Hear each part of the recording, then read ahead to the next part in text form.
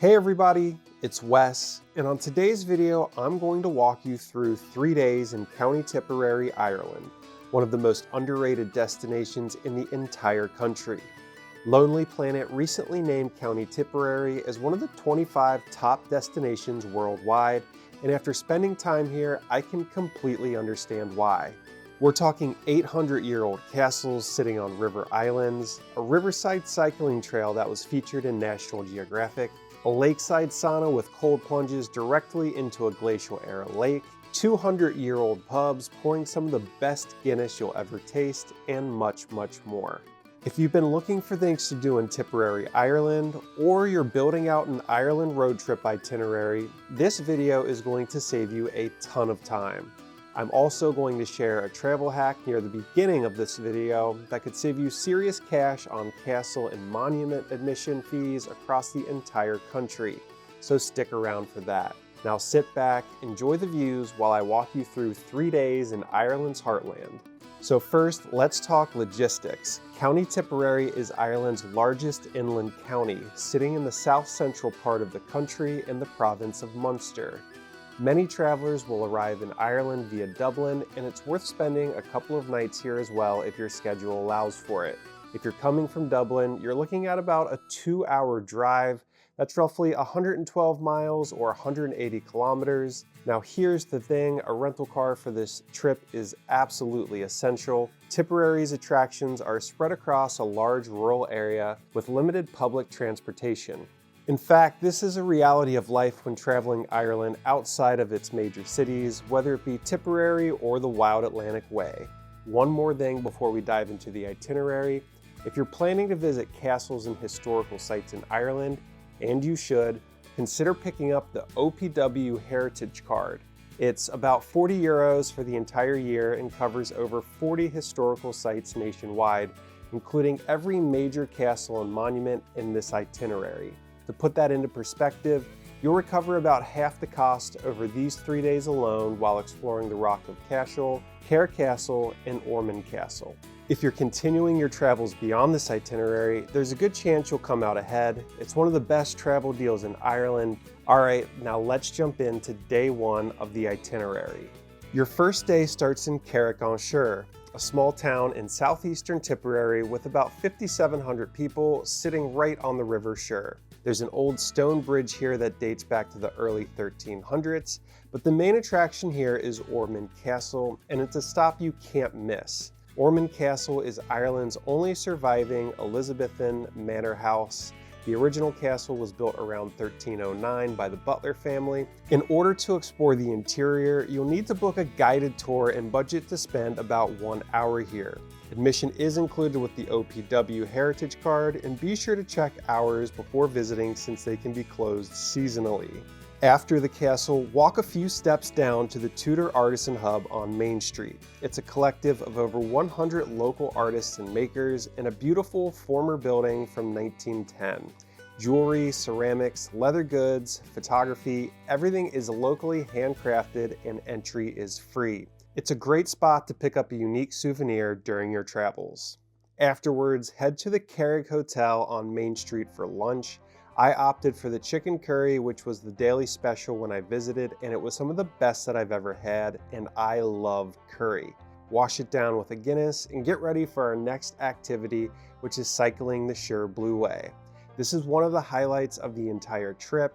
The Suir Blueway is 53 kilometers or roughly 33-mile multi-activity trail from Cahir to Carrick-on-Suir, and it was featured in National Geographic's 10 Best Things to Do in Ireland. The cycling portion follows a flat 17th century towpath that was originally used by horse-drawn barges. It's easy in terms of difficulty, suitable for all abilities, and the scenery is incredible. The River Suir winding through lush green landscapes, views of the Camargue Mountains, historic bridges, and tower houses. If you're lucky, you'll spot wildlife, including otters, herons, and kingfishers, but we mostly just saw animals of the domesticated variety during our trip. For bike rentals, Blueway bike hire is located right on the trailhead in Carrick-on-Suir. You can choose between standard and e-bike options for an additional fee. Everything you need will be included, such as a helmet and bike lock in case you decide to make any stops along the way. A full round trip is about 42 kilometers or 26 miles and takes up to 4 hours at a leisurely pace. If you want something shorter, the ride from Carrick to Kilsheelan and back is about half this distance. Still a gorgeous stretch if you're looking for a more casual ride along the Suir Blueway. Now, to cap off day one, make your way to Cahir, about 30 minutes by car from Carrick, to explore the Cahir Castle. This is one of Ireland's largest and best preserved medieval castles, set dramatically on a rocky island along the River Suir. This is another stop where you can use your heritage card, and it has roughly 800 years of history packed into it. There's even a cannonball from the Earl of Essex 1599 siege. It's still embedded in the northeast tower wall where you can see it today. Film fans will recognize it from Excalibur, Barry Lyndon, and The Last Duel. Here's the move: time your visit for later in the afternoon. During summer months, the castle stays open until 6:30 p.m. The warm evening light on the limestone walls is absolutely stunning, and even after closing, the exterior and river grounds stay accessible. Before you leave, walk the Coronation River Walk, a beautiful 2-kilometer or 1.2-mile riverside path from the castle toward the Swiss cottage. Moving along to day two, we're going to start with the most recognizable landmark in County Tipperary, the Rock of Cashel. This is a cluster of medieval buildings perched on a dramatic limestone outcrop rising above the Golden Vale. It's been significant since the 4th century when it served as the seat of the kings of Munster. Brian Boru, Ireland's most famous High King, was crowned here in 978 AD.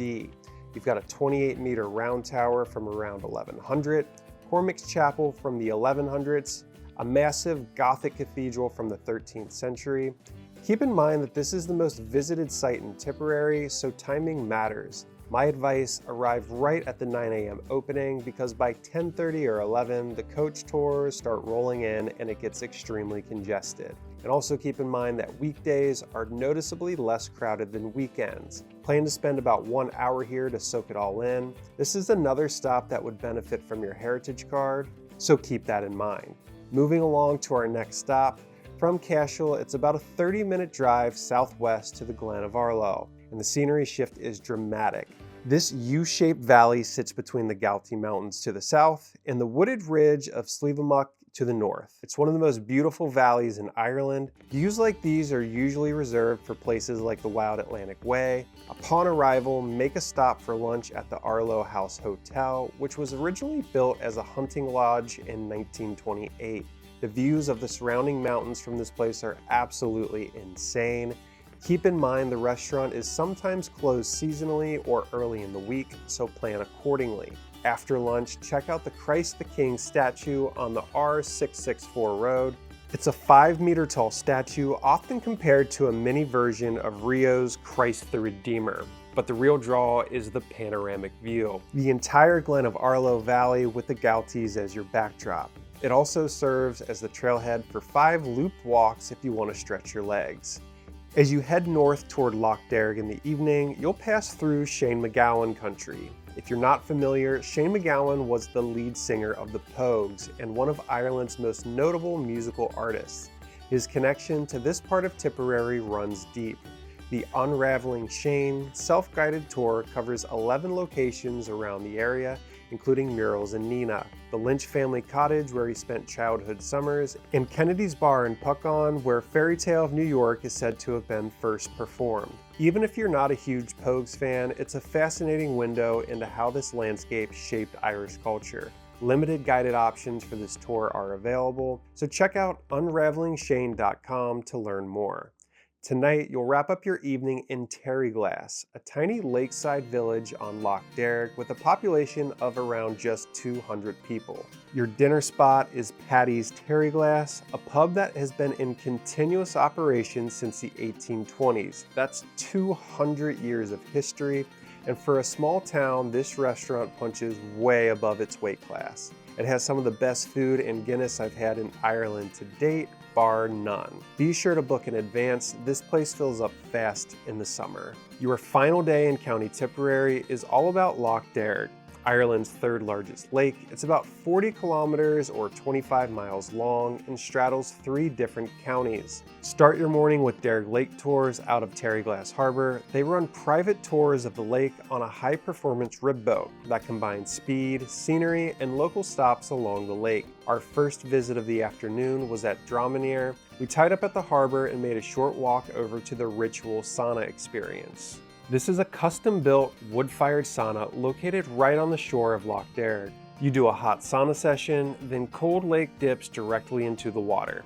Feel free to rotate between them as often as you'd like, and after enjoying the sauna and cold plunge, relax with a specialty coffee and local baked treats right by the fire. Pro tip, the chocolate-covered dates here are amazing. Do not leave without trying one. Just don't forget your swimsuit and towel for this stop. Our next stop of the boat tour was Larkin's Bar and Restaurant in Gary Kennedy. If you thought Paddy's was old, this place is a 300-year-old pub right beside the harbor. The menu is traditional Irish done right, seafood chowder, fish and chips, beef and Guinness stew, all of the Irish staples you could ever want. Now would also be a good time to mention that I put together a completely interactive travel map for exploring Ireland. Not only does it include this 3-day County Tipperary itinerary, perfectly mapped out for your reference, but it also includes other helpful information for visiting Ireland, things like driving tips. Don't forget that they drive on the opposite side of the road here, plus itineraries for parts of the Emerald Isle like the Wild Atlantic Way.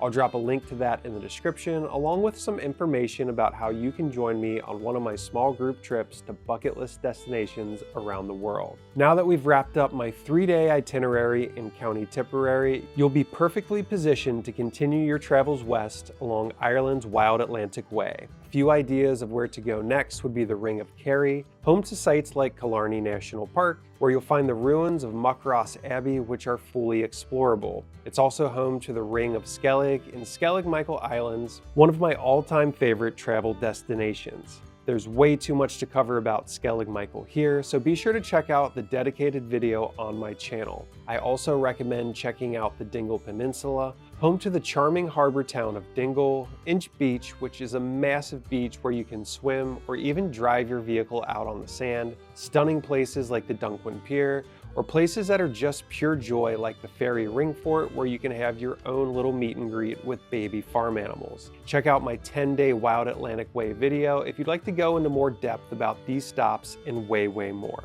It's also another route featured on my interactive travel map, so be sure to check that out if you're visiting Ireland this year. Thanks for joining me on today's adventure. If you enjoyed this video, please give it a thumbs up, and don't forget to subscribe to Travel with Wes for more exciting travel tips and inspiration just like this. Until next time, safe travels and thanks for watching.